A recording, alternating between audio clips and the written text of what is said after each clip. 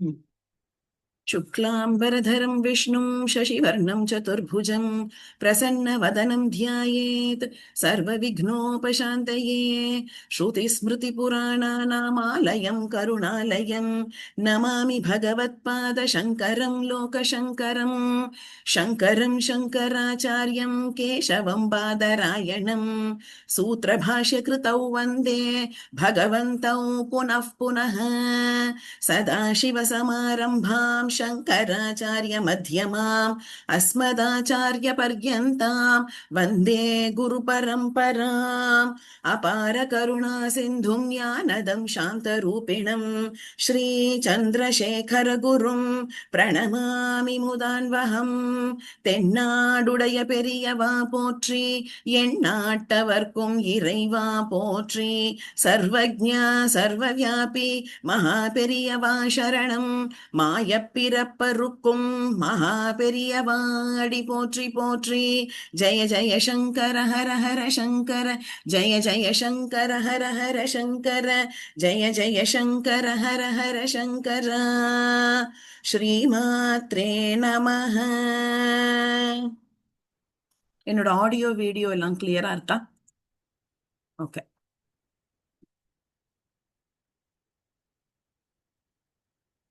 ஒரு நிமிஷம்.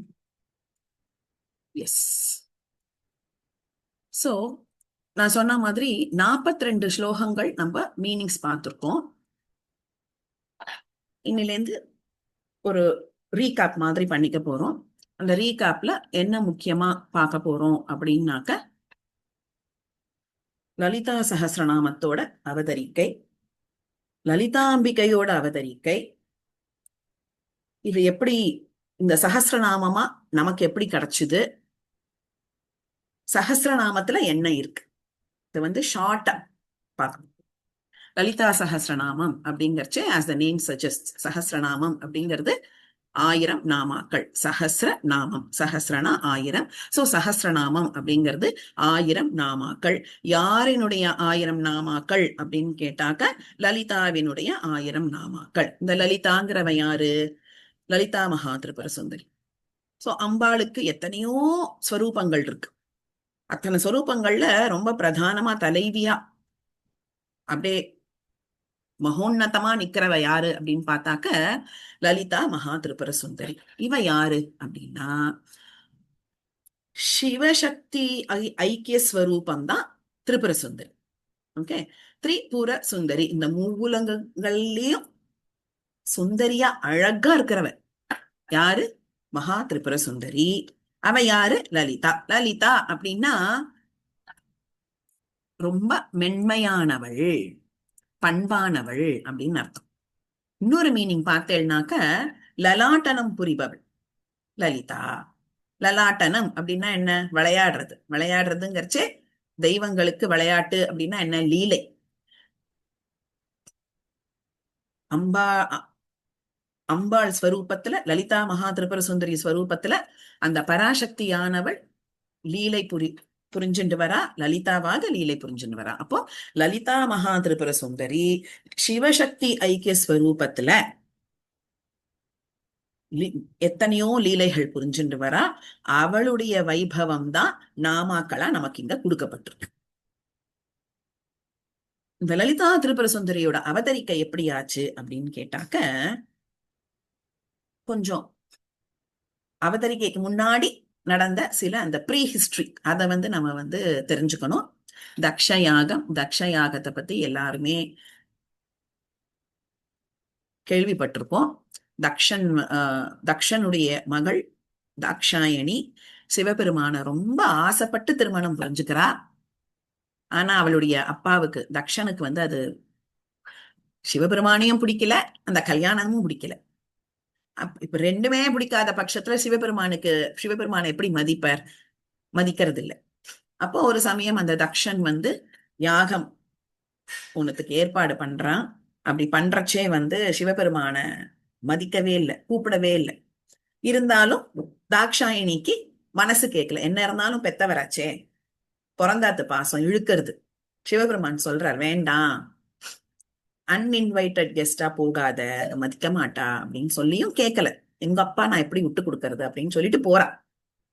போற இடத்துல சிவபெருமான அவமரியாதை பண்றதா நினைச்சுண்டு தாக்ஷாயினிய ரொம்ப வந்து புண்படுத்திடுறது. ஏன்னா சிவபெருமானுக்கு கொடுக்க வேண்டிய ஆவிர்வாகத்தை கொடுக்கல.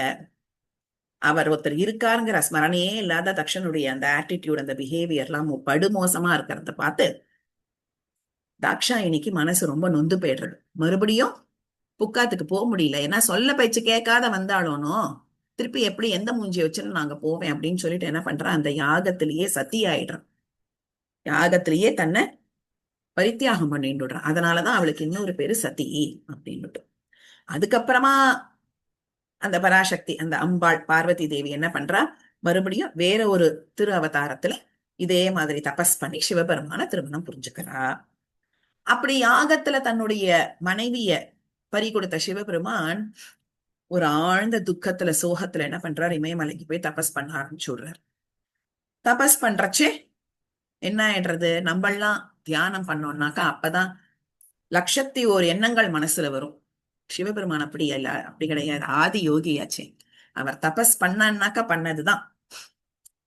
அப்ப என்ன ஆயிடுறது, இந்த உலகமும் ஸ்தம்பிச்சு போயிடுறது. ஏன்னா சிவபெருமான் வந்து ஆக்டிவா இருந்தாதான் இந்த உலகங்கள்ல நடக்க வேண்டிய வியாபாரங்கள்லாம் நடக்கும், விஷயங்கள்லாம் நடக்கும் இல்லையா. அவர் ஒண்ணுமே பண்ணாதக்கு அவர் பாட்டுக்கு பரபிரம்மே சிவனே அப்படின்னு உட்காந்து தபஸ் பண்ணிட்டு இருக்கார். அப்ப என்ன ஆயிடுறது, தலைவன் ஒருத்தன் காமா இருந்தான்னாக்க சுத்தி இருக்கிறதுகள்லாம் அட்டகாசம் பண்ணும் இல்லையா. அப்போ சிவபெருமான் தபஸ் பண்ணிட்டு இருக்கிற அந்த சமயத்தை பார்த்து அசுராக்கள்லாம் வந்து என்ன பண்றா, தன்னுடைய அட்டகாசத்தை ஆரம்பிக்கிறா. அசுராக்கள் அட்டகாசத்தை ஆரம்பிச்சா தேவர்களால தாக்கு பிடிக்க முடியாது. அப்ப தேவர்கள்லாம் கஷ்டப்படுறா. ஆல்சோ என்ன ஆயிடுறது, உலகத்துல எந்தவித ஒரு நடவடிக்கைகளும் நடக்காம இருக்கு, எந்தவித ஆக்டிவிட்டிஸும் இல்லை. ஏன்னா சிவபெருமான் மனசு வச்சாதான் உலகத்துல இந்த பிரபஞ்சத்துல காரியங்கள்லாம் நடக்கும். அவர் பாட்டுக்கு தபஸ் பண்ணிட்டு இருக்கிறதுனால உலகமே ஸ்தம்பிச்சு போயிடுறது. அப்போ தேவர்களுக்கெல்லாம் வந்து என்ன ஆகுதுனாக்கா பயம் வந்துடுறது. எப்படியாவது வந்து இத வந்து தடுக்கணும், சிவபெருமானை வந்து மறுபடியும் ஆக்டிவ் ஆக்கணும் அப்படின்னு சொல்லிட்டு பிளான் பண்றான். அப்ப அந்த அசுராக்கள்லாம் வந்து அட்டகாசம் பண்ணிட்டு இருக்கிறச்சே இந்த சூரபத்மன், தாரகாசுரன் இவாள்லாம் வந்து ஒரு அவதான் அப்போதைக்கு அந்த லைன் லைட்ல இருக்கா. லைன் லைட்ல இருக்கான்னா தன்னோட அட்டகாசங்கள்னால தேவர்களை துன்புறுத்துறா, அதர்ம வழியில நடந்துட்டு இருக்கா. உலகத்துக்கே அவ்வளவு கஷ்டமாயிடுறது, பிரபஞ்சத்துக்கே. அப்போ இவாளை எப்படியாவது நிறுத்தணும் அப்படிங்கறச்சே என்ன ஆறுது அப்படின்னாக்க, அந்த சூரபத்மனோட தபஸ்னால அவன் எப்பேற்பட்ட ஒரு வரத்தை வாங்கிக்கிறான்னா, இது வந்து ஒரு யூஸ்வலா நடக்கக்கூடிய விஷயம். என்ன அப்படின்னா, அசுராக்கள் பக்தி மாதிரி தேவர்கள் கூட அப்படி இருக்காதாம். அவளுடைய பக்தி அப்படி ஒரு ஸ்ட்ராங்கா இருக்கும். ஆனா அன்பார்ச்சுனேட்லி என்னன்னா, நாம வந்து தேவர்களோட ஜாஸ்தி பக்தி பண்றோங்கிற அந்த தலகணத்தினால அந்த பக்தி வந்து பிரயோஜனம் இல்லாத போயிடுறது. பக்தினால சக்திய வாங்கிக்கிறா, சக்திய வாங்கிட்டு வேண்டாத விஷயங்களை அந்த அந்த அந்த தன்னுடைய பவரெல்லாம் வேண்டாத விஷயங்களுக்காக பிரயோகம் பண்றான். அப்போ அந்த சக்தி என்ன ஆயிடுறது, இன்ஆக்டிவ் ஆயிடுறது இல்லையா. அந்த தபஸ் பண்றச்ச என்ன பண்றா, இஷ்டத்துக்கு வாய்க்கு வந்தபடி வரத்தை வாங்கிப்பான். அதே சிச்சுவேஷன் தான் இங்கேயும். அப்போ இந்த இந்த அசுராக்களும் என்ன என்ன சூரபத்மன் என்ன வரத்தை வாங்கிக்கிறான், தாரகாசுரன் என்ன வரத்தை வாங்கிக்கிறான் அப்படின்னாக்க, தனக்கு அழிவே ஏற்படக்கூடாது. அதுல மட்டும் கொஞ்சம் காஷியஸா இருப்ப. தெய்வங்களும் சரி தேவதாக்களும் சரி, அது அந்த இம்மார்டாலிட்டி அப்படிங்கிறது கிடைக்காது. பட் இன்னொரு வரத்தை என்ன வாங்கிட்டு விடுறா அப்படின்னாக்க, சிவபெருமானுடைய சிவபெருமான் கிட்டே இருந்து வந்த இன்னொரு சக்தி மூலமா தான் தனக்கு அழிவு ஏற்படணும் அப்படிங்கிற ஒரு வரம் கிராண்டட் அப்படின்னு சொல்லிடுறார் சிவபெருமான். இதெல்லாம் ஆல்ரெடி நடக்கிறது அவர் தபஸ்க்கு போறதுக்கு முன்னாடியே. ஆனா ஒரு ஒரு class, terms and conditions apply அப்படின்னு நம்ம இந்த காலத்துல எல்லாம் பாக்குறோம்ல, அந்த மாதிரி வரத்தை கொடுத்துட்டு ஒரு கிளாஸ் என்ன அப்படின்னாக்க, இப்பேற்பட்ட வரமானது 60,000 வருஷங்களுக்கு தான் இருக்கும் அப்படின்ட்டு. சாரி, அது வந்து பண்டாசுரனுக்கு வரத்தை வாங்கிட்டு விடுறா. ஓகே, வரத்தை வாங்கிட்டு சிவபெருமான் மூலமா வந்த சக்திக்கு தான் வந்து அந்த தங்களை அழிக்கக்கூடிய ஒரு பவர் இருக்கும் அப்படிங்கறத வரத்தை வாங்கிட்டு விடுறா. சிவபெருமானும் கிராண்டட்னு சொல்லிடுற. சொன்னதுக்கு அப்புறம் தபஸ்க்கு போயிடுறார். அப்போ சிவபெருமான் வந்து தபஸ்ல இருந்துட்டா அவர் மூலமா எங்க இருந்து ஒரு சக்தி பிறக்கும்? முடியாது இல்லையா? அப்ப அவருடைய தபஸ கலைக்கிறதுக்காக வேண்டி மன்மதனை ஏவி விடுறான். மன்மதன் அப்படிங்கிறவன் யாரு? மனச மதனம் பண்ணக்கூடியவன். ஓகே, கலைக்கிறவன். மன்மதன் யாருடைய மனசை கலைக்க முடியும்? நம்மள மாதிரி இருக்கிற ஜீவாத்மாக்களோட மனசை வேணா கலைக்க முடியும்.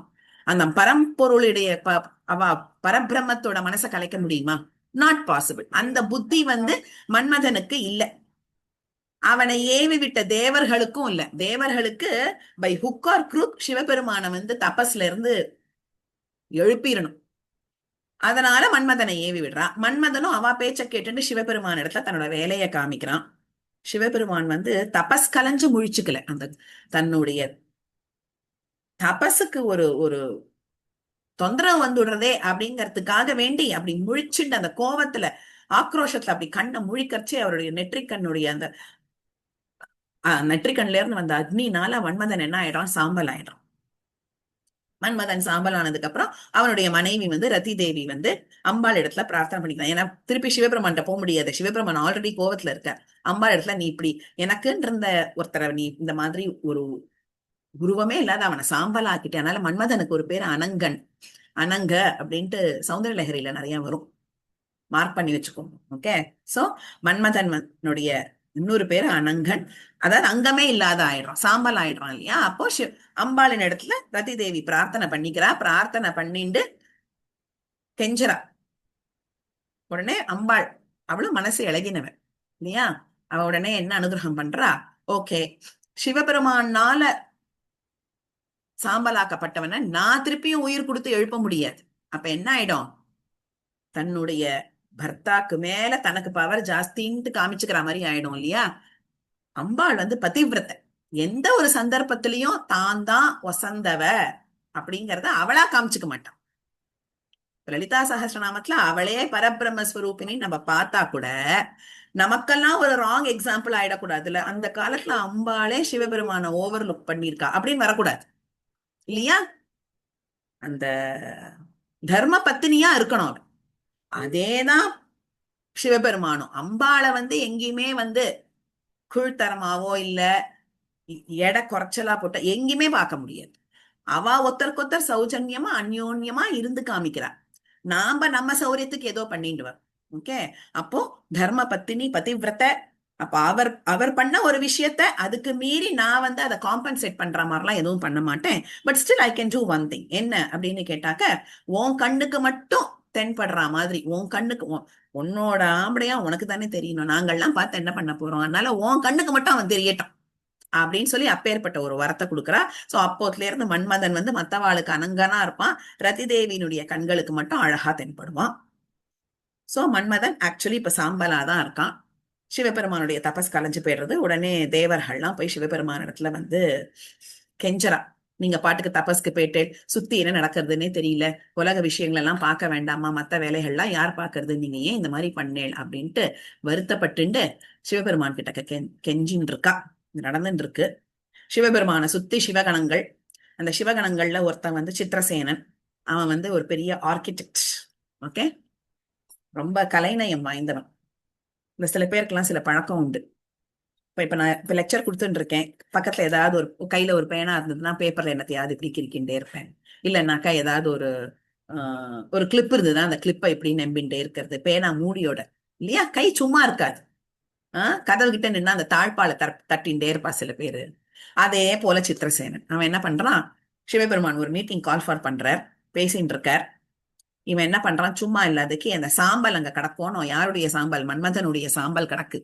அந்த சாம்பல் இப்படி கையில அள்ளிக்கிறான். அள்ளி அதை பசஞ்சுட்டே இருக்கான். கையை போட்டு இப்படி இப்படி இப்படி இப்படி பசஞ்சுட்டு இருக்கச்சே அது ஒரு அவன் தான் ஆர்கிடெக்ட் ஆச்சே. சில பேர்லாம் வந்து சும்மா கிறுக்கினா கூட பார்த்தா அவ்வளவு அழகா இருக்கும் ஆர்டிஸ்ட் எல்லாம். இப்ப நான் எல்லாம் வரைஞ்சாலே அது ஆப்பிளா மாம்பழமானே சொல்ல முடியாது, அப்படி இருக்கும். அவன் வந்து வெறும்னா பெசைறான். என்ன அப்படி பெசஞ்சு பெசஞ்சு என்ன பண்றான்? சிவபெருமான் பேசிட்டு இருக்கிறத கேட்டுட்டே இவன் பெசஞ்சுட்டு இருக்கான். கண்ணுல பார்க்காத கையில பெசைறான். ஆனா அது ஒரு உருவமா ஆயிடுறது, ஒரு அழகான உருவமா. ஓகே, இப்படி சிவபெருமான் இப்படி பார்த்துட்டு இருக்கச்சே சிவபெருமானுடைய அந்த கண் பார்வை, அந்த கண் தீட்சையானது, கடைக்கண் பார்வையானது அந்த உருவத்து மேல பட்டுடுறது. ஓகே, அந்த உருவத்து மேல பட்டதும் என்ன ஆயிடுறது, சிவனுடைய கடைக்கண் பார்வை பட்டா என்ன, கோவிலுக்கெல்லாம் நம்ம போனா ஜென்ரலா சொல்லுவா அது, குருமார்களை தரிசனம் பண்ணா போனாலும் சரி, கோவில்ல தெய்வங்களை தரிசனம் பண்ண போச்சையும், நாம பாக்குறோமோ இல்லையோ அவ பார்வை நம்ம மேல பட்டுதுன்னா நமக்கு ஜென்ம சாபல்யம் இல்லையா?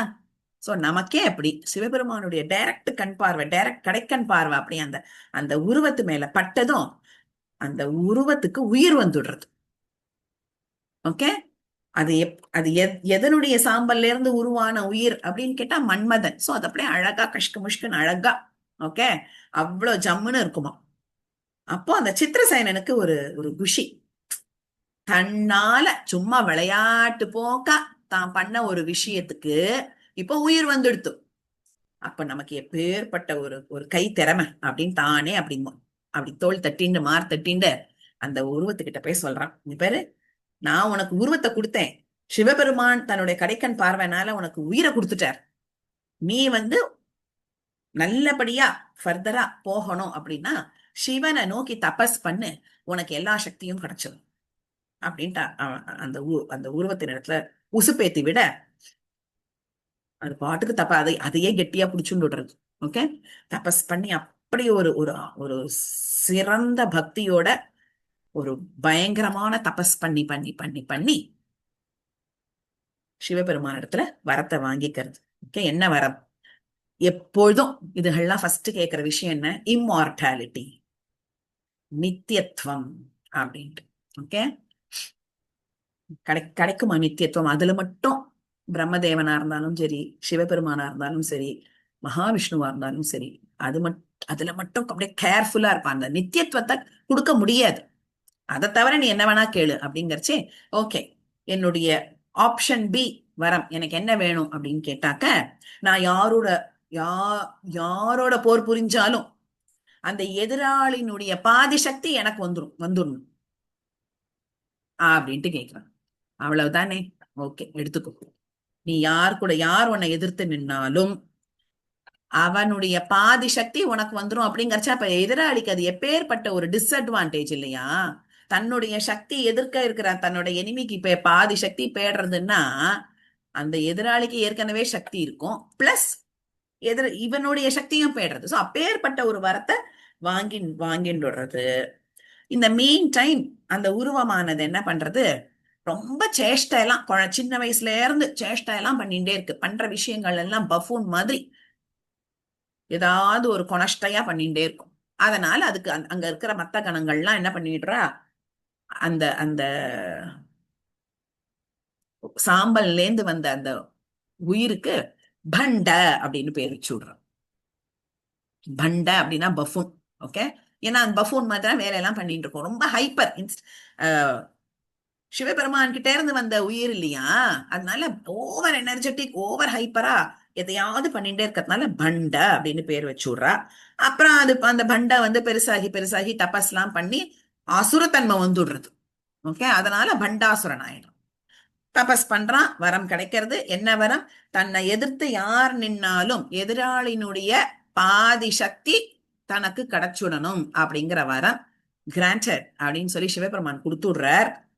அப்போ அந்த ஒரு கிளாஸ், ஒரு ஒரு எக்ஸெப்ஷன் ஒண்ணு வச்சுக்கிறார். என்ன அப்படின்னு கேட்டாக்க, இருக்கும், எதிராளியினுடைய பாதி சக்தி உனக்கு கிடைச்சிடும், பட் இதெல்லாம் 60,000 வருஷத்துக்கு தான் செல்லுபடியாகும், அதுக்கு மேல செல்லுபடியாது. ஏன்னா பர்மனண்டா கொடுத்துட்டா அப்புறம் இவனுக்கு அழிவே இல்லை, ஏற்படாத போயிடும் இல்லையா? அதனால அந்த 60,000 வருஷத்துக்கு இட் வில் ஹோல்ட் குட் அப்படின்ட்டு சொல்லிடுறோம். வரத்தை வாங்கிட்டு ஏற்கனவே அட்டகாசம் பண்ணிட்டு இருப்பான் அந்த பண்டன். இப்போ அசுரனா மாறி தாங்க முடியாத கஷ்டங்களை எல்லாருக்கும் கொடுத்துண்டு படுத்தி எடுத்துண்டு இவன் எப்படா ஒழிய போறாங்கிற நிலைமைக்கு எல்லாரும் வந்துடும். அப்போ தேவர்கள்லாம் என்ன பண்றான்னாக்க, அம்பாளின் இடத்துல போய் பிரார்த்தனை பண்றான்.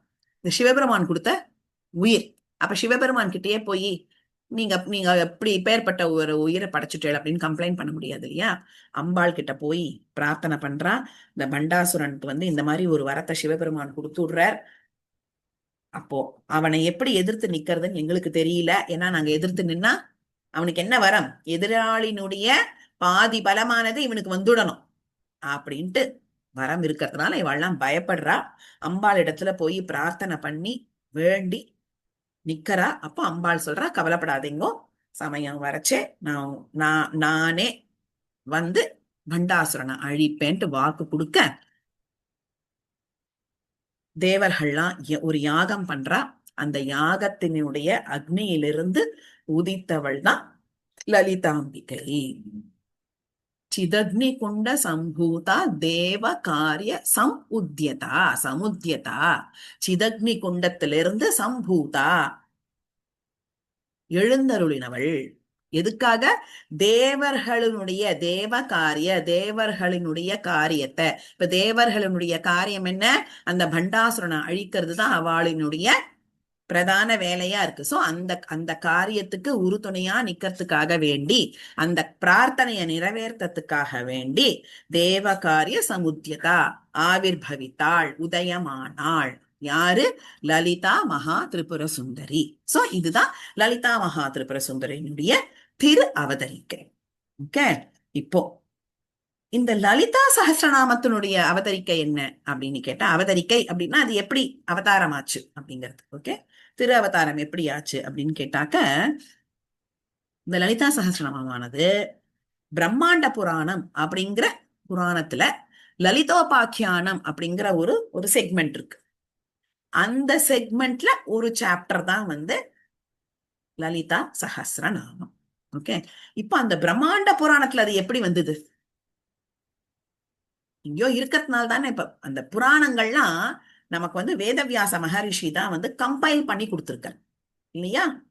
அதனால்தான் அவருக்கு வேதங்களை கம்பைல் பண்ணார், புராணங்களையும் வந்து நமக்கு எல்லாம் அனுகிரகம் பண்ணியிருக்கார். அப்போ அந்த பிரம்மாண்ட புராணத்துல லலிதோபாக்கியானத்துல எப்படி லலிதா சஹஸ்ரநாமம் வந்தது அப்படின்னு கேட்டாக்க,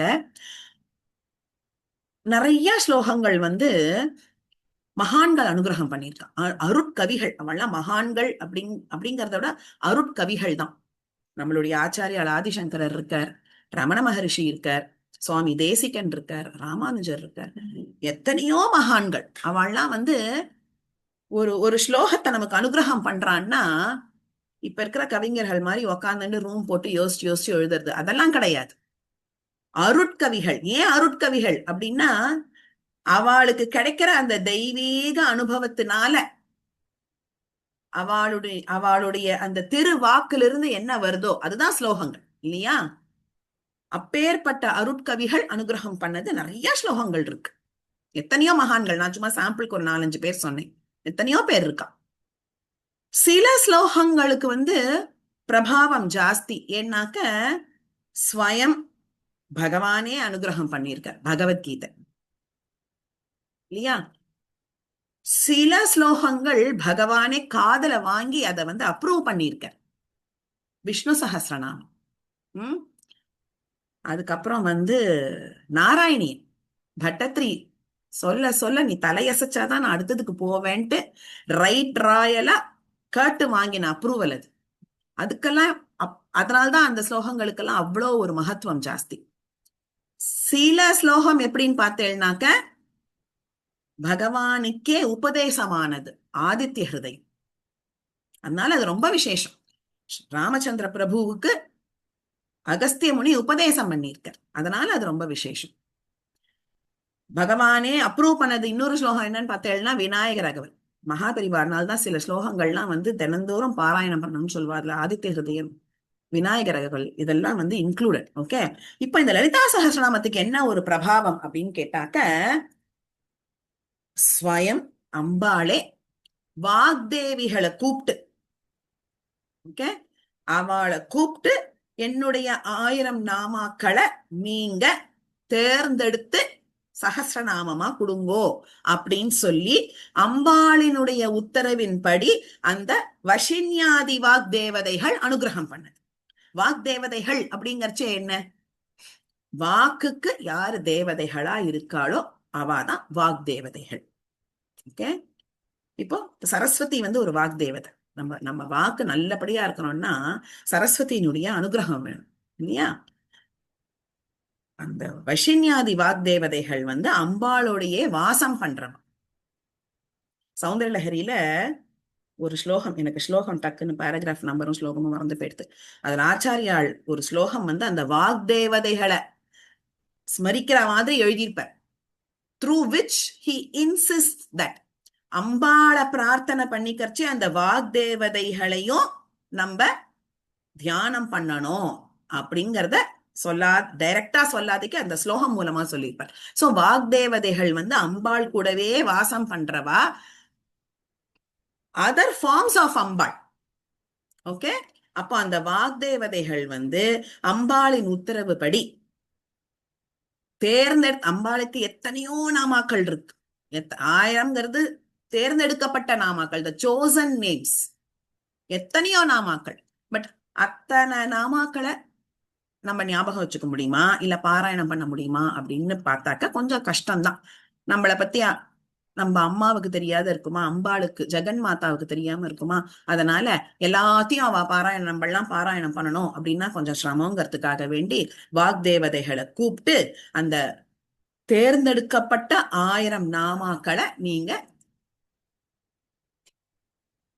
சூஸ் பண்ணி அத வெளி உலகத்துக்கு கொண்டு வரணும் அப்படின்ட்டு அம்பாளினுடைய உத்தரவு. அப்ப இதுல என்ன விசேஷம் அப்படின்னா, என்னுடைய நாமாக்களை நீங்க சொல்லுங்கோ அப்படின்ட்டு அம்பாள் உத்தரவு போட்டிருக்கா. அந்த யாருக்கு உத்தரவு போட்டா? வஷின்யாதி தேவதைகள். அவ சாதாரணப்பட்டவாளான்னு கேட்டா இல்ல, சாட்சாத் அம்பாள் ஸ்வரூபமே. அப்போ அம்பாளினுடைய உத்தரவின்படி தேர்ந்தெடுக்கப்பட்ட நாமாக்களை அழகா ஒரு ஒரு ஃபார்மேட்டா, ஸ்ட்ரக்சர்டு ஃபார்மேட்டா நமக்கு அனுகிரகம் பண்ணது அந்த வஷின்யாதி வாக்தேவதைகள். சோ இப்படிதான் லலிதா சகஸ்ரநாமம் உருவாச்சு.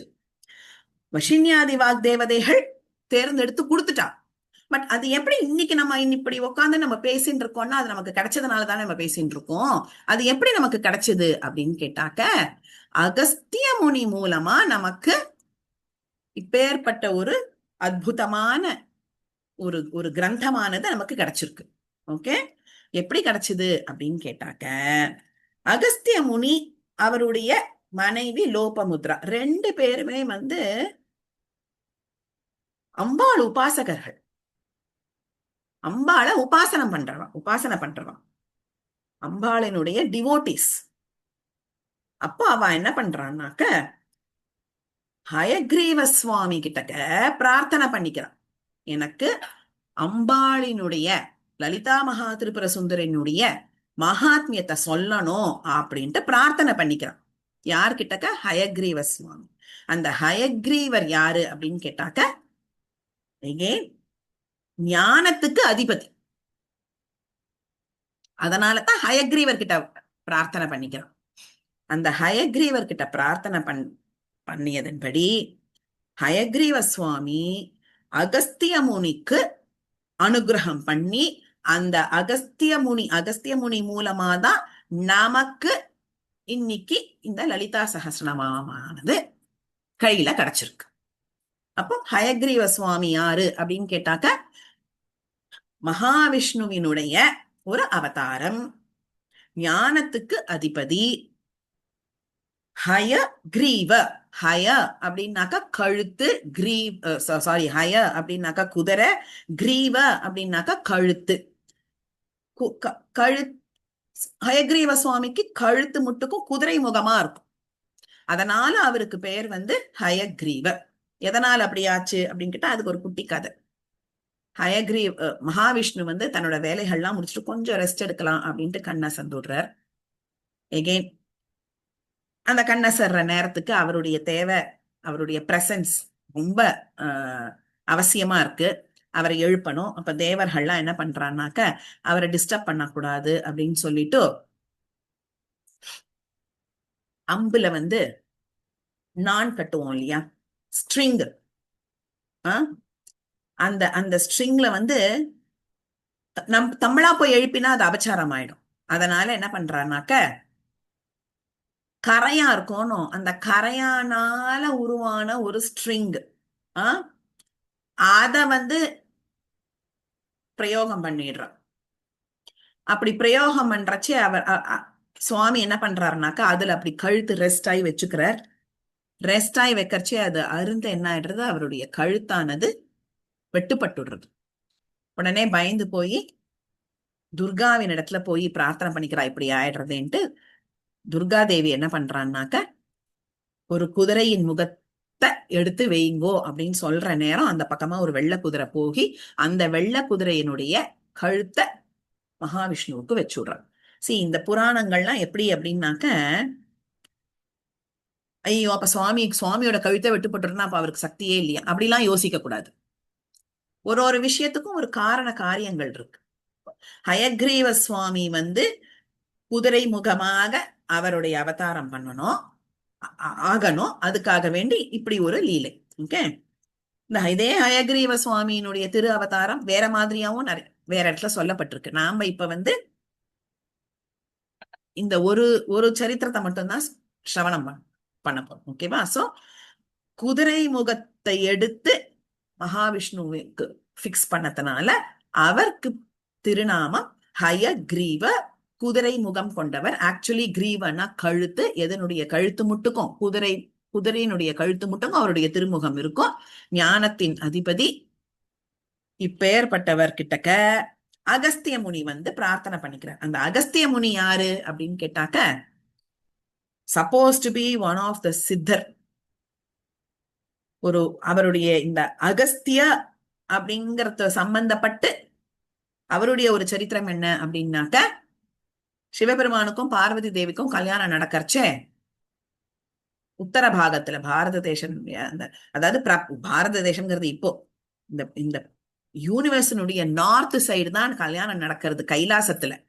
ஓகே, அப்போ எல்லாரும் நார்த் சைடு போயிடுறா. அப்போ அங்க பூமியினுடைய பாரம் ஜாஸ்தியா போய் இறங்கி போயிடுறது, சவுத் சைடு ஏறி போயிடுறது. அப்போ சிவபெருமான் அகஸ்தியம் அத்தனை பேரும் அங்க இருக்கா. தேவர்கள், ரிஷிகள், முனிவர்கள் எல்லாரும் அங்க இருக்கா. அந்த வெயிட்ட பேலன்ஸ் பண்றதுக்கு இத்தனோண்டுக்கு இருக்கிற அந்த அகஸ்திய முனிய கூப்பிடுறாருன்னா அப்ப அகஸ்திய முனி எப்பேற்பட்டவர்? அவரை கூப்பிட்டு நீ அந்த பக்கம் தெற்கு பகுதிக்கு போய் பூமிய சமநிலைக்கு கொண்டு வான்ட்டு அவர் அனுப்பறச்சே, விந்திய பர்வதம் என்ன பண்றது, அதனுடைய ஸ்பெஷாலிட்டி என்னன்னா வளர்ந்துட்டே போகுமோ. அப்ப இவர் போறச்சே வழி விடாத வளர்ந்துட்டே போறச்சே இவர் தன்மையா, இவருக்கு ஆக்சுவலி அந்த விந்திய மலையை அடக்கிறதுக்கான சக்தி இருந்து கூட அகங்காரத்தை காமிக்கல. அவர் தன்மையா, நான் அந்த பக்கம் ஒரு வேலையா போயிட்டு இருக்கேன், அதனால நீ எனக்கு கோஆபரேட் பண்ணணும், நான் போயிட்டு திரும்பி வர மட்டும் நீ வளரக்கூடாது, எனக்கு முதல்ல இப்ப வழி விட்டுடு, உனக்கு எஞ்சி கேட்டுக்கிறேன்ட்டு தன்மையா கேட்டதும் அந்த விந்தியமலையும் அவருடைய ரிக்வெஸ்டுக்கு அடிபணிஞ்சு ஓகே அப்படின்ட்டு சொல்லி தன்னுடைய அந்த வசரம் வளரத நிறுத்திண்டுதான். ஆக ஸ்தய மலையினுடைய வளர்ச்சியை ஸ்டாப் பண்ணவர், அதனால அகத்தியர். ஓகே, அப்புறம் விந்தியமலை தன்னோட வளர்ச்சியை நிறுத்தினதுனால அவரால் அந்த பக்கம் போக முடிஞ்சது. அந்த பக்கத்துல இருந்து மறுபடியும் இந்த பக்கம் வரவே இல்லையா அகஸ்தியர். சோ விந்திய பர்வதமும் தன்னோட வளர்ச்சியை அப்படியே ஸ்டாப் பண்ணிட்டு கொடுத்து, ஏன்னாக்க அகஸ்திய முனியினுடைய வருகைக்காக வெயிட் பண்ணிட்டு இருந்ததும். ஓகே, சோ அதனால அவருக்கு அகஸ்தியர். அந்த அகஸ்தியர் எப்பேற்பட்டவர்? அம்பாளினுடைய உபாசகர். அப்போ ஹயக்ரீவ சுவாமி கிட்டக்க அடிபணிஞ்சு கேக்குறார், எனக்கு நீங்க அம்பாளினுடைய பிரபாவங்களை சொல்லணும் அப்படிங்கறச்சு.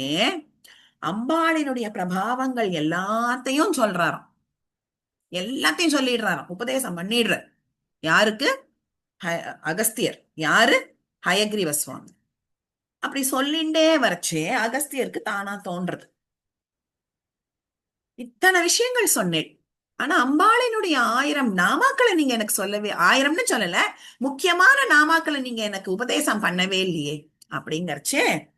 இதுல முக்கியமான இதெல்லாம் பூர்வ பாகத்துல வருது. ஓகே, அப்போ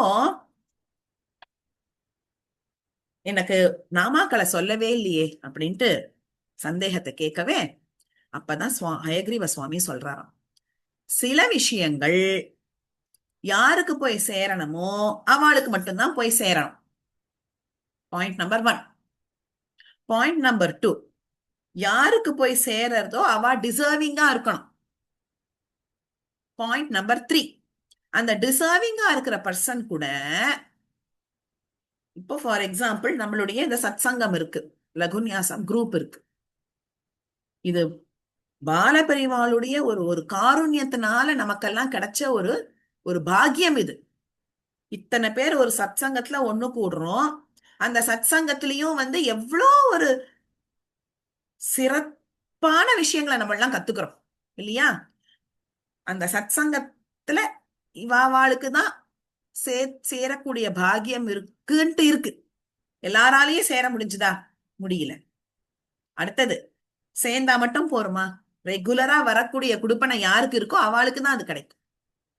நாங்க காஞ்சி மடம் மூலமா சத்சங்கம் பண்றோம், சத்சங்கம் பண்றோம் அப்படின்னு வீடு வீடா போய் பப்ளிசைஸ் பண்றது, that is not the intention. இது யாருக்கு இப்ப எனக்கு தெரிஞ்சு இத்தனை பேர் வந்திருக்கேள் அப்படின்னா த்ரூ வேர்ட் ஆஃப் மவுத். காஞ்சி மடத்துல இப்படி ஒரு சத்சங்கம் பண்றா, நீயும் வா நீயும் வா, அந்த மாதிரிதான் இல்லையா? பேப்பர்ல அட்வர்டைஸ்மெண்ட் கொடுத்து, டிவில அட்வர்டைஸ்மெண்ட் கொடுத்து சேர்ந்த கூட்டம் கிடையாது இல்லையா? இப்ப யாருக்கு போய் சேரணும்னு இருக்கோ அவளுக்கு அந்த செய்தி போய் சேரும்.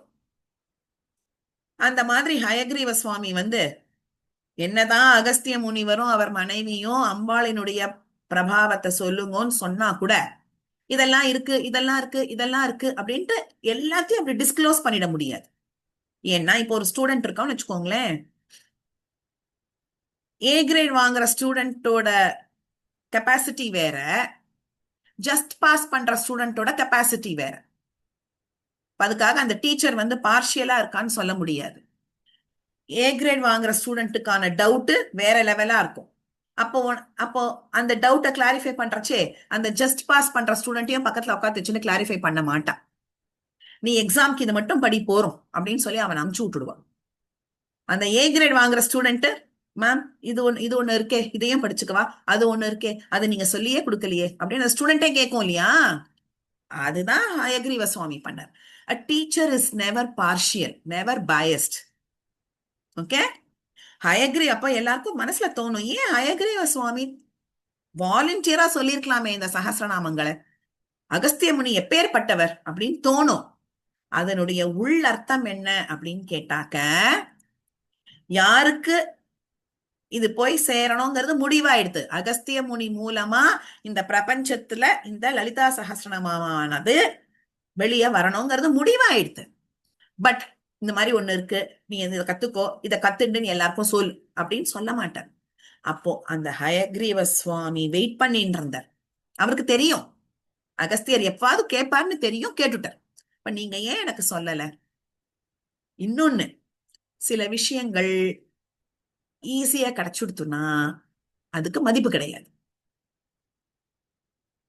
சில ப்ரெஷியஸான விஷயங்கள், இந்தா சாப்பிடு, இந்தா எடுத்துக்கோ, இந்த அப்படி அப்படின்னு கொடுத்துட்டா வச்சுக்கோங்க, இதுதானே எப்ப வேணா அப்புறம் பண்ணிக்கலாம், எப்ப வேணா பண்ணிக்கலாம் அப்படிங்கிற ஒரு மென்டாலிட்டி வந்துடும். நான் கேட்டு எனக்கு வேணுங்கிறத வாங்கிண்டா அது எனக்கு அவசியம், அதனால நான் கேட்கிறேன், எனக்கு அது கிடைச்சதுனால நான் அதை பத்திரமா பாதுகாப்பேன் அப்படிங்கிற ஒரு மனப்பக்குவம் எனக்கு வந்துடும். அந்த ஒரு தருணத்துக்காக ஹயக்ரீவ சுவாமி வெயிட் பண்ணிட்டு இருந்தார். அது நிறைவேறிடுது. அகஸ்திய முனி கேட்கிறார், நீங்க இத்தனை விஷயங்கள் சொன்னேன், எனக்கு அந்த அம்பாளினுடைய நாமாக்களை பத்தி சொல்லவே இல்லையே அப்படிங்கிறது. இன்னொரு காரணம் என்ன அப்படின்னு கேட்டாக்க, இந்த சஹஸ்ர நாமம் அப்படிங்கிறது சும்மா அப்படியே ரேண்டமா பிக் பண்ணது இல்ல, யாரோ ஒருத்தர்னால சொல்லப்பட்டது இல்லை. These are the chosen names, தேர்ந்தெடுக்கப்பட்ட நாமாக்கள். சொன்னது வஷின்யாதி வாக் தேவதைகள். அப்ப அதுக்கு எப்பேற்பட்ட ஒரு பிரபாவம் இருக்கும் இல்லையா? அடுத்தது, இந்த நாமாக்களுக்குள்ள தேவி உபாசனைக்கான பீஜாட்சரங்கள் அடங்கி இருக்கு. அப்ப அந்த பீஜாட்சரங்கள் அப்படிங்கிறது என்ன? மந்திரங்களுக்கான சீட் லெட்டர்ஸ். பீஜம்னா என்னது? விதை. அக்ஷரம்னா லெட்டர்ஸ். ஸ்லோகம் வேற, மந்திரம் வேற. அந்த மந்திர தேவியினுடைய மந்திரங்கள்ல அடங்கி இருக்கும் பீஜாட்சரங்கள் இந்த நாமாக்களுக்குள்ள மறைஞ்சிருக்கு, கூடமா இருக்கு. கூடம்னா என்ன? ரகசியமா உள்ளூர அப்படி டைரக்டா சொல்ல இருக்காது மந்திரங்கள். ஜஸ்ட் தெரிஞ்சுக்கிறதுக்காக சொல்றேன். மந்திரங்கள் அப்படிங்கறச்சே, ஸ்லோகம் அப்படிங்கறச்சே இப்ப நம்ம சொல்ற மாதிரி ஸ்ரீமாதா ஸ்ரீ மகாராஜ்னி ஸ்ரீமத் சிம்ஹாசனேஸ்வரி வரும். மந்திரம் அப்படிங்கறச்சே ஐம் கிளீம் ஹ்ரீம் இல்லையா? வெளியில சொல்லக்கூடாது. பட் சில பேருக்கு டக்குன்னு புரியாது என்னன்னு, அதுக்காக வேண்டி கனெக்ட் பண்ணிக்கணுங்கிறதுக்காக நான் இதை சொல்லிட்டேன். இதெல்லாம் ரகசியமா மறைஞ்சிருக்கு. சௌந்தரிய லஹரியும் அப்படிதான், பீஜாட்சரங்கள் கொண்ட ஸ்லோகங்கள் இதெல்லாம். ஓகே, அப்போ அப்படி ரகசியமா வச்சுக்க வேண்டியத பட்டவர்த்தனமா தரைய விளக்கிட்டு இதுதான் அப்படின்னு காமிக்க முடியுமா? ரகசியமா இருக்கணும் அப்படின்னா உள்ள பூட்டியே இருக்கணுங்கிற அவசியம் கிடையாது. யாருக்கு அந்த ரகசியம் தெரியணுமோ அவளுக்கு தெரிஞ்சா போதும். எப்ப தெரியணுமோ அப்ப தெரிஞ்சா போதும். அதுதான் அதோட தாத்பரியமே தவிர, இது யாருக்கும் தெரியக்கூடாது தெரியக்கூடாதுன்ட்டு உள்ளேயே பூட்டி வச்சிருந்தா இன்னைக்கு நம்ம இப்படி உட்காந்து பேசிட்டு இருப்போம் லலிதா சகஸ்ரநாமத்தை பத்தி. அது இல்ல நோக்கம். ரகசியமா இருக்கணும், டிசர்விங்கான பர்சனுக்கு போய் சேரணும், அதுதான் இன்டென்ஷன். அதுக்காக வேண்டிதான் ஒரு சின்ன டெஸ்ட் ஹயக்ரீவ சுவாமி அகஸ்திய முனிக்கு வச்சார். அதுல அவர் டிஸ்டிங்ஷன்ல பாஸ் பண்ணிட்டார். அப்போ ஹயக்ரீவ சுவாமி இந்த 1000 நாமாக்களை அகஸ்திய முனிக்கு உபதேசம் பண்ண, அப்பேற்பட்ட உபதேசமானது பிரம்மாண்ட புராணத்துல லலிதோபாக்கியானம் அப்படிங்கறதுல செக்மெண்ட்ல ஒரு சாப்டரா, ஸ்தோத்திர காண்டம் அப்படிங்கிற ஒரு சாப்டர், எதுல? லலிதோபாக்கியானம். அந்த சாப்டர்ல இந்த 1000 நாமாக்கள் இருக்கு. அதுல இருந்துதான் நமக்கு லலிதா சகஸ்ரநாமமானது ஒரு ஸ்லோகமா கிடைச்சிருக்கு. ஓகேவா? இதுதான் லலிதா சகஸ்ரநாமத்தினுடைய திரு அவதரிக்கை. அம்பாளினுடைய திரு அவதரிக்கையும் பார்த்துட்டோம். இப்போ இந்த லலிதா சகஸ்ரநாமத்துல பீஜாட்சரங்கள் அடங்கி இருக்குன்னு பார்த்தோம். அப்ப அந்த பீஜாட்சரங்கள் கூடமா இருக்கணுங்கிறத பார்த்தோம். அப்போ வெளியில சொல்லலாமா? சத்தமா சொல்லலாமா? யாரெல்லாம் சொல்லலாம்? எல்லாமே இருக்கு இல்லையா? எந்த ஒரு விஷயமுமே அது எதுக்கு கொடுக்குற அந்த மதிப்பை கொடுத்தாதான் அதோடைய பவர் நிலைச்சு நிக்கும். கோவில்ல சுவாமி விக்கிரகம் இருக்கு, அத கல்லா பார்த்தா கல்லுதான். தெய்வமா பார்த்தோம்னு வச்சுக்கோங்களேன், அந்த தெய்வம் தெய்வ வடிவமாவே இருக்கும். அந்த தெய்வமானதை நமக்கு அனுகிரகம் பண்றதே நம்ம அனுபவிப்போம். கரெக்டா? அது எப்படி அந்த மாதிரி இப்ப இந்த லலிதா சகஸ்ரநாமம் புக் இருக்குன்னா இது அம்பாள். என்ன பொறுத்த மட்டும் இது அம்பாள். அந்த அம்பாளுக்கு கொடுக்க வேண்டிய மரியாதையை கொடுத்துதான் ஆகணும். இல்ல it is just an ordinary book which contains 150 pages and some letters in it அப்படின்னா அதோட வேல்யூ, அதுக்கு வேல்யூ இருக்காது. கரெக்டா? அப்போ அதுல பீஜாட்சரங்கள் அடங்கி இருக்கு அப்படிங்கறச்சே அதுக்கு சில விஷயம், சில கோட்பாடுகள் இருக்கு, சில ரூல்ஸ் இருக்கு. நிறைய பேர் என்ன பண்றா, இப்போ ஃபார் எக்ஸாம்பிள் காயத்ரி மந்திரம் இருக்கு. அந்த காயத்ரி அப்படிங்கறச்சே இன்னார் தான் சொல்லணும், இப்படித்தான் சொல்லணும், இங்கத்தான் சொல்லணும் அப்படின்னு இருக்கு. வெளியில வெளியில சத்தமா சொல்லக்கூடாது. எந்த தெய்வத்துக்கு உண்டான தெய்வங்களுக்கு உண்டான எந்த காயத்ரியையும் சத்தமா சொல்லக்கூடாது. உபநயனம் ஆனவாதான் சொல்லணும். இதுல எத்தனை பேர் புருஷா இருக்கான்னு தெரியல. இப்ப ஸ்திரீகள்னா ஸ்திரீகளுக்கு உபநயனம் ஆலையே, நம்ம சொல்லக்கூடாது. இப்ப என்ன ஆயிடுச்சு, காயத்ரி காலிங் பெல்லோட ரிங் டோனா போயிடுது. காயத்ரி மொபைல் போனோட ரிங் டோனா போயிடுது.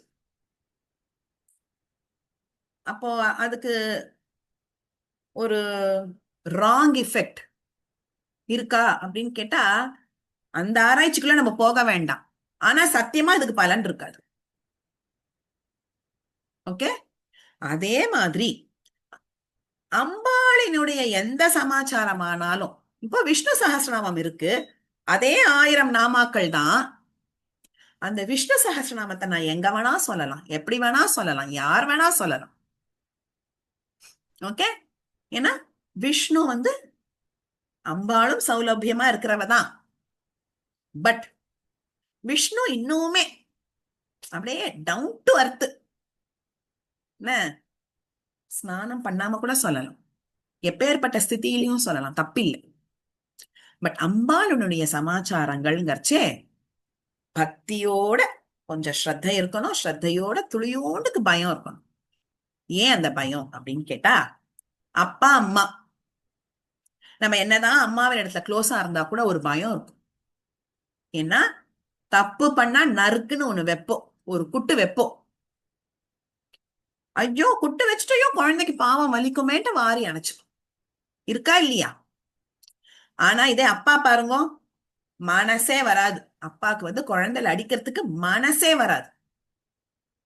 அப்போ அப்பாவினுடைய வளர்ப்பு சிறந்ததா, அம்மாவினுடைய வளர்ப்பு சிறந்ததா அப்படின்லாம் பட்டிமன்றம் வச்சுக்க முடியாது நம்ம. இது ஒரு டைப்பு, அது ஒரு டைப். அம்பாள்ங்கிறவ யாரு? ஜெகன் மாதா, நம்ம எல்லாருக்கும் அன்னையா இருக்கிறவன், அம்மாவா இருக்கிறவன். அப்போ அவளோட விஷயத்துல ஜாக்கிரதையா, சர்வ ஜாக்கிரதையா இருக்கணும். இஷ்டத்துக்கு நான் எப்படி வேணா இருப்பேன், எப்படி வேணா சொல்லுவேன், என்ன வேணா பண்ணுவேன் அப்படின்னு இருக்கக்கூடாது. சில டிசிப்ளின், அம்மா எப்பொழுதுமே டிசிப்ளின் எதிர்பார்ப்பான். ஆண்கள்லயே பார்த்தோம்னாக்க, அந்த பொண்ணுக்கு கல்யாணம் ஆகி ஒரு 10 வயசுல குழந்தை இருக்கும், இருந்தாலும் அந்த பொண்ணோட அம்மா என்ன பண்ணுவா? தலைய ஒழுங்கா வாரு, ஒழுங்கா படுத்துன படுக்கை எடுத்து வை. இன்னைக்கும் எத்தனையோ பேர், பெரியவாளும் ஒரு கேள், சின்னவாளும் இருக்கும் இல்லையா? என் பொண்ணுக்கு 25 வயசு ஆறுது, இருந்தாலும் ஏதாவது ஒரு திட்டணும்னா திட்டுவேன். அதேதான் அம்பாளும். தப்பு பண்ணா அது தப்பு தான். ஏன்னா அம்பாளினுடைய பிரின்சிபல் என்னன்னா, அந்த தப்பு பண்றச்சேயே முதல்லயே அதை வேரோட கிள்ளி போட்டானா அந்த தப்பு மறுபடியும் நடக்காது. அதுக்காக வேண்டி அம்பாளினுடைய விஷயங்கள்ல பயப்பட வேண்டாம், நம்ம ஜாக்கிரதையா இருக்கணும். அப்போ இந்த லலிதா சஹஸ்ரநாமம் ஆகட்டும், சௌந்தரலஹரி ஆகட்டும், இதுலலாம் பீஜாட்சரங்கள் இருக்குங்கிறச்சே, அப்போ இதெல்லாம் நம்ம எல்லாரும் சொல்லலாமா அப்படின்னு கேட்டா, பூர்வ பாகத்துல இதுக்கான அற்புதமான விளக்கம்லாம் கொடுத்திருக்கான். ஓகே, ஏன்னா அம்பாளுக்கு மட்டும்தான் ஆச்சாரியால் வந்து ஷண்மதத்தை உருவாக்கினர். அந்த ஷண்மதத்துல சாக்தம் மட்டும்தான் ரொம்பவே கொஞ்சம் ரிஜிடா இருக்கக்கூடிய ஒரு ஒரு மார்க்கம். மத்ததெல்லாம் ரொம்ப ரொம்ப அப்படியே ஜாலியா அப்படியே ஃபாலோ பண்ணலாம். சாக்தம் மட்டும்தான் ரிஜிடா இருக்கக்கூடிய மார்க்கம். அந்த ரிஜிட்னஸ் எப்படி அப்படின்னாக்க, அவளுக்கு மட்டும்தான் அந்த தேவி உபாசனை, சாக்த உபாசனைங்கிறது ஒண்ணு ஒரு பெரிய என்ன சொல்றது, தீசிஸ் மாதிரியே இருக்கும். அந்த சாக்த உபாசனையில எத்தனையோ ரூல்ஸ் அண்ட் ரெகுலேஷன்ஸ் இருக்கு, ரெஸ்ட்ரிக்ஷன்ஸ் இருக்கு. அதெல்லாம் என்னால முடியாது அப்படின்னு சொல்றோமா? சரி, ஒரு ஒரு லலிதா பஞ்சகம் சொல்லு, பவானி புஜங்கம் சொல்லு, மீனாட்சி பஞ்சரத்னம் சொல்லு, தப்பு கிடையாது. ஆனா நான் லலிதா சாஸ்திராமம் சொல்லுவேன், நான் சௌந்தரலஹரி சொல்லுவேன், நான் வந்து உபாசனை பண்றதுக்காக வேண்டி தீட்சைய வாங்கிப்பேன் அப்படின்ட்டு நானா போய் அதுல காலடி வச்சுட்டு அதை ஒழுங்கா பண்ணலன்னா, ஒழுங்கா பண்ணாததுக்கான பலனை அனுபவிச்சுதான் ஆகணும். ஏன்னா ஒழுங்கா பண்ணா அதுக்கு கிடைக்கிற பலன் எப்பேற்பட்டது. அப்போ பாசிட்டிவ் பலன் மட்டும் எனக்கு வரணும், ஆனா நான் பண்ற தப்புக்கு எனக்கு வந்து பனிஷ்மெண்ட் கிடைக்க கூடாதுன்னு சொன்னா அது அம்பாள் ஒத்துக்க மாட்டான். இதுதான் விஷயம். அப்போ இந்த லலிதா சஹஸ்ரநாமத்தை யார் படிக்கலாம், எப்படி படிக்கணும் அப்படிங்கறச்சே, தேவி உபாசகர்கள், தேவிய உபாசனை பண்றவா யாரு அந்த மந்திர தீட்சைய வாங்கிட்டு இருக்காளோ, அவளுடைய அந்த பத்தத்தில லலிதா சஹஸ்ரநாம பாராயணம் அப்படிங்கிறது ஒரு ஒரு ஸ்டெப். அவ தன்னுடைய அந்த ஜபத்துல இந்த லலிதா சஹஸ்ரநாம பாராயணத்தை கட்டாயம் பண்ணியாகணும். அவளுடைய அந்த ஜபம் அப்படிங்கிறது அது அது ஒரு it's a very broad topic. Okay, அதுல ஒரு ஸ்டெப் அது தினந்தோறும் பண்ணணும். அப்ப தினந்தோறும் இதை படிக்கணும் அப்படிங்கிறது ஒரு பேசிக் ரிக்குவயர்மெண்ட். அப்போ நான் இந்த ஜபத்தை எடுத்துக்கல, நான் படிக்கலாமா அப்படின்னு கேட்டா, படிக்கலாமா அப்படிங்கறதோட அந்த ஜபத்தை எடுத்துட்டு அம்பாளை உபாசனை பண்றவாளுக்கு மோட்சம் நிச்சயம். அப்போ ஜபத்தை எடுத்துக்காதவாளுக்கு எப்படி மோட்சம் கிடைக்கும்? என்னுடைய இஷ்ட தெய்வம் அம்பாள். அப்ப ஜபத்தை நான் எடுத்துக்கல, அப்ப எனக்கு எப்படி மோட்சம் கிடைக்கும்? அப்ப எனக்கு மோட்சமே கிடையாதா அப்படின்னா அம்பாள் சொல்றா, இல்ல, உனக்கும் உண்டு. அந்த ஜபத்தை எடுத்துண்டு குருமுகமா தீட்சை வாங்கிண்டு மந்திர ஜபத்தை எடுத்துண்டு தினந்தோறும் அந்த உபாசனைய பண்ணிண்டு வரச்சே அப்பேற்பட்ட ஒரு பக்தனுக்கு என்ன பலன் கிடைக்குமோ அதுக்கு நிகரான பலன் இந்த லலிதா சகஸ்ரநாமத்தை பாராயணம் பண்ணா கிடைக்கும். அப்ப யாரு பாராயணம் பண்றது? இன்னார் தான் பண்ணணும், இன்னார் தான் பண்ணக்கூடாது அப்படின்ட்டுலாம் சில ஸ்லோகங்களுக்கு இருக்கு. ஸ்லோகமாவே இருந்தா கூட சிலதுக்கு இருக்கு. 99% ஸ்லோகங்களுக்கு கிடையாது, 99.99% கிடையாது. அந்த 0.1% ஸ்லோகங்களுக்கு சில ஸ்லோகங்களுக்கு இருக்கு. அதுல லலிதா சகஸ்ரநாமம் இன்க்ளூடடா அப்படின்னு கேட்டா ஆக்சுவலி நாட் இன்க்ளூடட். அதுதான் நமக்கு கிடைச்ச ஒரு பெரிய கிஃப்ட், ஒரு பெரிய அனுகிரகம். கிஃப்ட்ங்கிறதோட பெரிய அனுகிரகம். ஏன்னா மந்திர ஜபம் மூலமா மோட்சம் கிடைக்கிறது. என்னால அது முடியாது, ஆசை இருக்கு, ஆனா முடியலையே. எனக்கு இருந்தாலும் அம்பாளை நோக்கிதான் என் மனசு அலப்பாயறது, என் மனசு போறது. இப்ப நான் என்ன பண்றது அப்படின்னா, எப்பேற்பட்ட ஒரு ஸ்ரத்தையோட அந்த மந்திர ஜபம் பண்றவா பண்றாளோ அதே ஸ்ரத்தையோட இந்த லலிதா சகஸ்ரநாமத்தை பாராயணம் பண்ணோமேயானாக்க இதனுடைய நெட் ரிசல்ட், இந்த அல்டிமேட் கோல் என்னவோ அது கட்டாயம் கிடைக்கும். அப்ப அம்பாள் என்ன எதிர்பார்க்கிறா அப்படின்னா, இந்த பாராயணம் பண்றச்சே அவசியம் தேக சுத்தி வேணும். அடுத்த அதை விட இன்னும் அவசியம் மனசுத்தி வேணும். மனசுல 1008 அழுக்க வச்சுண்டு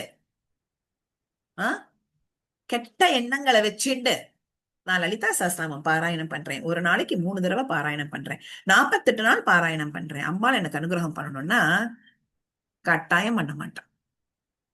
மனசு தூய்மையா இருக்கணும். அட்லீஸ்ட் மனுஷாலா பிறந்துட்டோம். அந்த மனுஷாலா பிறக்கறச்சே ஒரு நாளைக்கு 24 hours, ஒரு வாரத்துக்கு இத்தனை மணி நேரம், வருஷத்துக்கு இத்தனை மணி நேரம், நம்ம ஜன்மா முழுக்க யாராலையும் பியூரா இருக்கவே முடியாது. ஏன்னா நமக்குள்ளேயே அந்த அசுர குணமும் இருக்கு, தெய்வ குணமும் இருக்கு. கடவுள் பாதி மிருகம் பாதி தான் நம்ம எல்லாருமே, இல்லையா? அப்போ அட்லீஸ்ட் அந்த ஸ்லோகத்தை பாராயணம் பண்ற நேரத்துலயாவது மனச ஒழுங்கா வச்சுக்கணும். அப்ப என்ன ஆகும்? ஸ்லோகத்தை பாராயணம் பண்றேன், அந்த நேரம் எனக்கு மனசுல எந்த தப்பான எண்ணங்களும் கிடையாது. போஸ்ட் தட், ஆஃப்டர் பாராயணம் மத்தியானத்துக்கு மேல திருப்பியும் இவன் என்ன கத்திட்டா அதனால நான் பழிக்கு பழி வாங்க போறேன், அவளோட சண்டை போட போறேன், எனக்கு இப்படி இருக்கணும் அப்படி, அந்த எண்ணங்கள்லாம் அது தானா வந்துடும். பட் என்ன ஒரு இதுல பியூட்டின்னாக்க, அந்த பாராயணம் பண்ற நேரத்துலயாவது மனசை சுத்தமா வச்சுண்டு அந்த அந்த சுத்தமா வச்சுக்கிறத ஒரு பழக்கமா கொண்டு வந்தோம்னு வச்சுக்கோங்களேன், நாளடைவுல ஹோப்ஃபுல்லி இந்த ஜென்மால ஆர் அட்லீஸ்ட் அடுத்த ஜென்மால, ஏன்னா இந்த ஜென்மா எத்தனையோ ஜென்மால விதைச்ச விதையினுடைய அந்த பலனாலதான் இன்னைக்கு நம்ம பக்தி மார்க்கத்துல வந்துட்டு இருக்கோம். எல்லாரும் அது ஒரு மனசுல ஞாபகம் வச்சுக்கணும். என்ன,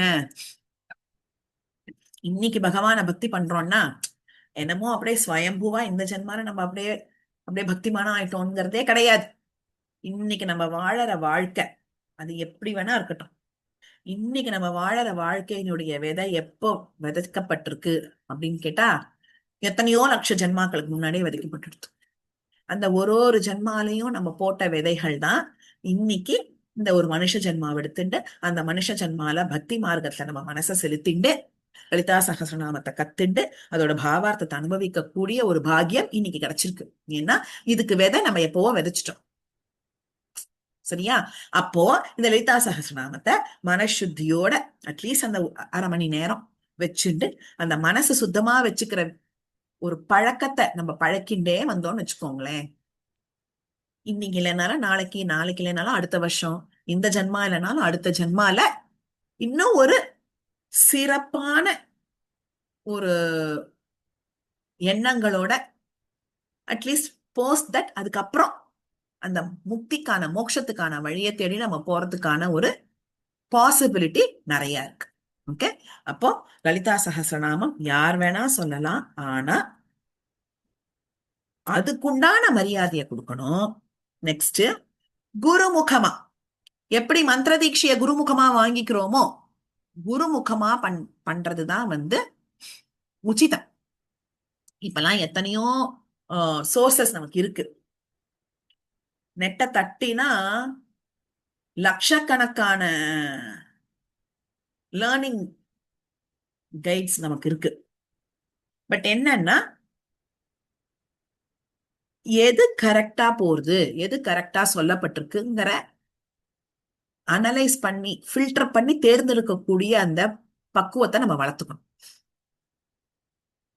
ஏதோ அஷ்டகங்கள் அதெல்லாம் ஓகே, ஆடியோ போட்டு கத்துக்கிறோம், யூடியூபை போட்டு கத்துக்கிறோம். பட் இந்த லலிதா சஹஸ்ரநாமம், சௌந்தர லஹரி இதெல்லாம் குருமுகமா கத்துக்கிறது தான் எப்பொழுதுமே பெட்டர். சரியா? இப்போ ஒண்ணும் இல்ல, டிரைவிங் கத்துக்கிறோம்னு வச்சுக்கோங்களேன். இப்ப என் பொண்ணுக்கு நான் கத்துத்தரேன்.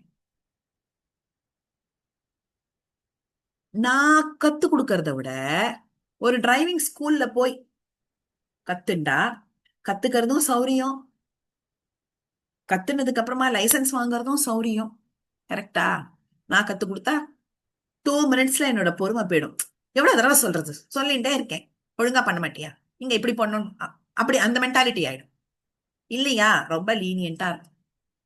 வேற டிரைவிங் ஸ்கூல் அப்படிங்கறச்சே கரெக்டா அதுக்கு உண்டான ப்ரொசீஜர் இப்படித்தான் அப்படித்தான் அப்படிங்கறத அவ ஒழுங்கா சொல்லி கொடுப்பான். அதே மாதிரி இந்த மாதிரி ஸ்லோகங்களை நிறைய பேர் அவ குழந்தைகளுக்கு நீங்களே சொல்லித்தரலா இருக்கும். நான் அதை கம்ப்ளைண்டாலாம் சொல்ல, சும்மா ஒரு எக்ஸாம்பிளுக்காக சொல்றேன். அதே மாதிரி இந்த மாதிரி ஸ்லோகங்களை குருமுகமா கத்துண்டாக்க, ஏன்னா உச்சரிப்பு ரொம்ப முக்கியம். தப்பான உச்சரிப்போட சொல்லிட்டோம்னா அதோட விளைவுகள் என்னன்னா, இப்ப நம்ம பேரை யாராவது தப்பா கூப்பிட்டா நமக்கு கோவம் வரும்ல. இப்ப எனக்கு கண்ணுக்கு நேரம் தெரியறது பானுஜியோட பேரு பானு சத்யான் இருக்கு. பானுவ பனுன்னு கூப்பிட்டா எப்படி இருக்கும்? நமக்கு ஃபர்ஸ்ட் கோவம் வரும். கரெக்டா? நெக்ஸ்ட், நான் பனு பனுன்னு கூப்பிடுறேன்னா அந்த ஜி திரும்பியே பார்க்க மாட்டான். ஏன்னா அவ பேரு பானு இல்லையா? பானுன்னு கூப்பிட்டாதான் திரும்பி பாப்பா. அதேதான் அம்பாளும், அவ பேரை ஒழுங்கா சொன்னாதானே அவ திரும்பி பாப்பா. தப்பு தப்பா சொன்னேன்னா யாருக்கோ ஏதோ சொல்றா போல இருக்குன்னு நினைச்சுட்டு அவ பாட்டுக்கு போயிட்டே இருப்போம். கரெக்டா? இப்ப குருமுகமா கத்துட்டோம்னாக்க கரெக்டான ப்ரொனவுன்சியேஷன் என்ன, எங்க பதம் பிரி, அது சம்ஸ்கிருதத்துல ரொம்ப முக்கியம். சுக்கு மிளகு திப்பிலிய சுக்குமி லகுத்தி இப்பிலினா கடைக்காரன் சுக்கு மிளகு திப்பிலி கொடுக்கவே மாட்டான். அந்த மாதிரி தப்பான விதத்துல பதத்தை பிரிச்சோம்னா அவ பலனை கொடுப்பாளா? அம்பாளுக்குதான் எல்லாம் தெரியுமே, அப்ப தன்னோட பேர் தெரியாதா, அதுக்குண்டான பலன் தெரியாதா அப்படின்னு நம்ம கேட்கலாம். அதெல்லாம் குதர்க்கமா பேசுறது. எதுக்கு அவ கொடுக்கணும்? தப்பு தப்பா நீ சொல்லிட்டு இருந்தா எதுக்கு கொடுக்கணும் இல்லையா? சிம்பிள், அவ்வளவுதான். சோ கரெக்டான ப்ரொனவுன்சியேஷன், உச்சரிப்போட ப்ரொனவுன்சியேஷனோட பாராயணம் பண்றதுக்கு அந்த குரு தான் பொறுப்பெடுத்துண்டு நமக்கு கரெக்டான வழிய காமி. அதனால குருமுகமா கத்துக்கணும், ஸ்ரத்தையா கத்துக்கணும். அத சும்மா ஓகே லலிதா சஹஸ்ரநாமம் முடிச்சாச்சு டிக், அடுத்தது சௌந்தர லஹரி முடிச்சாச்சு டிக், சிவானந்த லஹரி முடிச்சாச்சு டிக். அது கிடையாது நம்மளுடைய பர்பஸ். எதுக்காக கத்துக்கிறோம்? மறுபடியும் மறுபடியும் பாராயணம் பண்ணணும். பண்ணாதான் அதுக்குண்டான பலன் கிடைக்குமே தவிர கத்துனதுக்கெல்லாம் பலன் கொடுக்க மாட்டான். பாராயணம் பண்ணாதான் பலன் கொடுப்போம் அம்பாள் இல்லையா? சோ அத மனசுல வச்சுண்டு இந்த லலிதா சஹஸ்ரநாமத்தை பாராயணம் பண்ணணும்.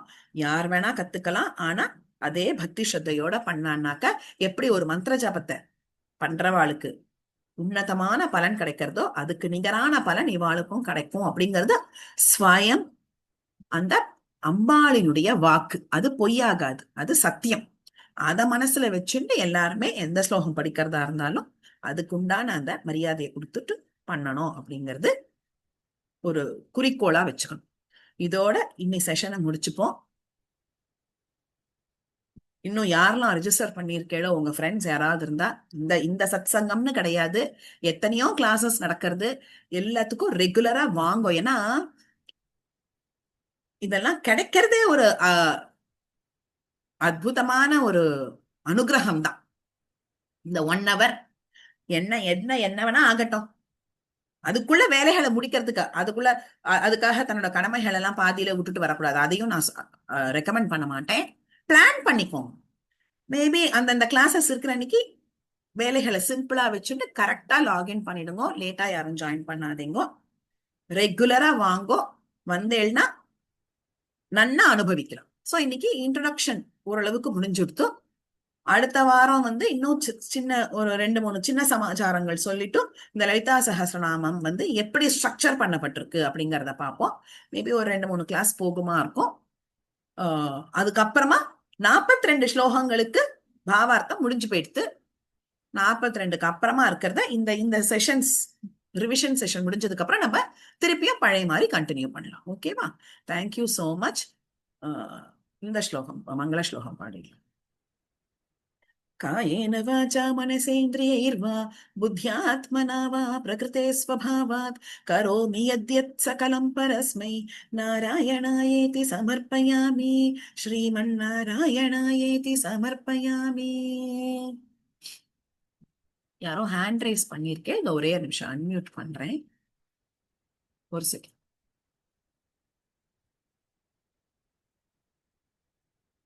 S, Vijayalakshmi G. நமஸ்காரம். நமஸ்காரம் ஜி, நமஸ்காரம். சொல்லுங்க. சாரி, எனக்கு ஏதோ நடுவுல வைஃபை ஏதோ ப்ராப்ளம் ஆயிடுச்சு.